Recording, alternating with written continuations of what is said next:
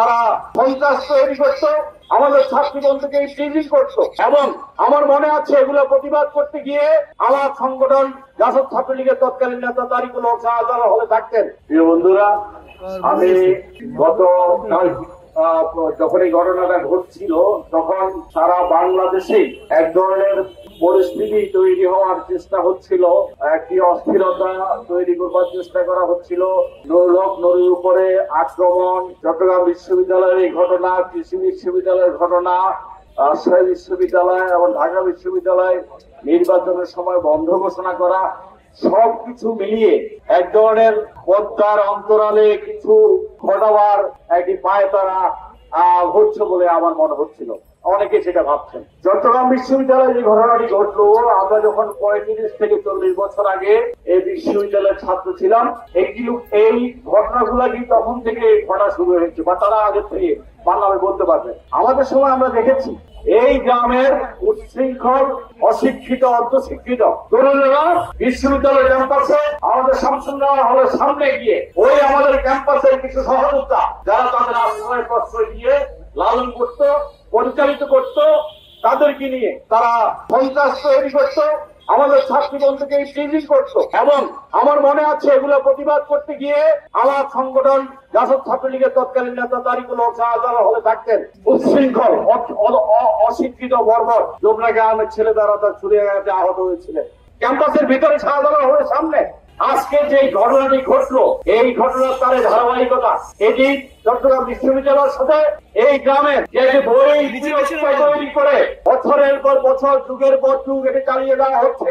এর ভেতরে চট্টগ্রাম বিশ্ববিদ্যালয়ের ছাত্র রাজনীতিতে শিক্ষক রাজনীতি, কর্মচারী রাজনীতি জড়িত ছিল এবং তাদের পৃষ্ঠপোষকতায়, তাদের আশ্রয় প্রশ্রয় এই ঘটনাগুলো তখন ঘটতো।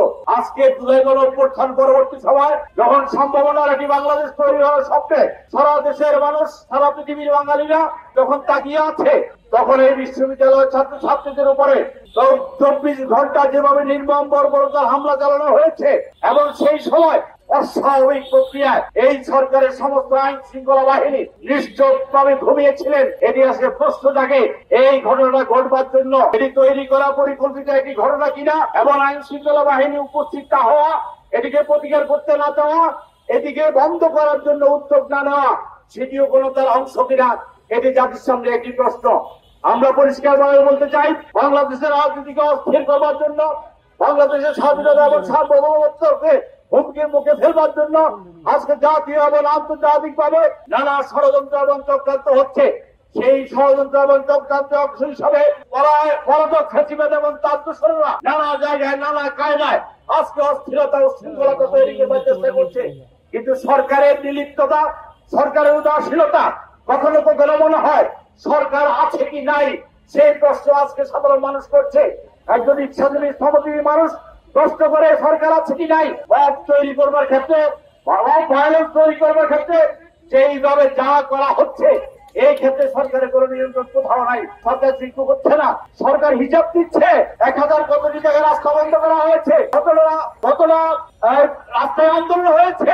এই আন্দোলনের যৌক্তিকতা থাকতে পারে, অযৌক্তিকতা হতে পারে, কিন্তু সেটিকে কিভাবে সমাধান করবেন সেই বিষয়ে সরকারের পক্ষ থেকে কোন রাজনৈতিক উদ্যোগ আমরা কখনোই ভালোভাবে দেখি না। এই সরকার শুধু একটি প্রশাসনিক সরকার হিসাবে যদি রাষ্ট্র পরিচালনা করতে চায়, তাহলে এই জাতীয় সমস্যা সমাধান করতে পারবে না। তাকে অবশ্যই রাজনৈতিক বিষয়গুলা, তার পেছনের ঘটনাগুলা, তার পেছনের ইন্ধন গুলাকে চিহ্নিত করে সেগুলো মোকাবেলা করবার জন্য শক্ত হাতে যদি দমন করতে না পারেন, তাহলে চট্টগ্রাম বিশ্ববিদ্যালয় আজকে যে ঘটনা ঘটেছে, আমার 200 ছাত্র আহত, 2 জন মৃত্যুর সাথে পাঞ্জা হচ্ছে, আমার শিক্ষক আহত, আমার প্রাণের বিদ্যাপীঠে আজকে এই দুরবস্থা, আমার রক্তক্ষরণ করে, আমার কান্না পায়। আজকে এই অবস্থা থেকে উত্তরণের জন্য আমরা যারা এখানে দাঁড়িয়েছি, সারা বাংলাদেশে ছড়িয়ে ছিটিয়ে থাকা প্রাক্তন ছাত্ররা, আমরা মনে করি আমাদের কিছু করবার আছে। সেই জন্যই প্রতিবাদ করা, প্রতিরোধ করা এবং এই বিশ্ববিদ্যালয়ের আমাদের ছোট ভাই বোনদেরকে রক্ষা করবার জন্য আমাদের যাহা করা দরকার, সেই উদ্যোগের সাথে, সেই আয়োজনের সাথে আমরা সকলে থাকবো এই অঙ্গীকার করে আমি আমার বক্তব্য শেষ করছি।